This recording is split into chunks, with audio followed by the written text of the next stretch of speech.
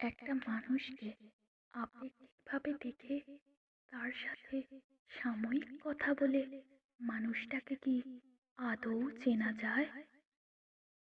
কয়েকটা মুখমিষ্টি কথা আর কিছু গঠনমূলক বাক্য কি সত্যিই একটা মানুষকে জাজমেন্টের জন্য সর্বোপরি? বোধহয় নয়। আজকালকার ডিজিটাল যুগের কথাই বলি, ফোনে মানুষটার কিছু ছবি দেখে মুগ্ধ হয়ে মনে হয় তো, আরে কি নম্র, ভদ্র, স্মার্ট একজন মানুষ।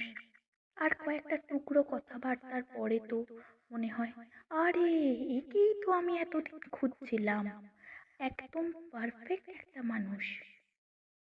না, সব দেখা বা বোঝা যে ভুল সেটা আমি বলছি না, বা বলতে চাইও না। আসলে ভুলটাই অধিকাংশ সময় হয়ে থাকে।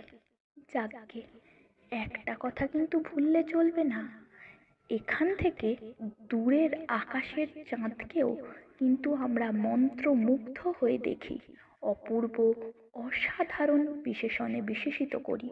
কিন্তু মনে রেখো, চাঁদের গায়েও কলঙ্ক থাকে। কি ঠিক বললাম তো?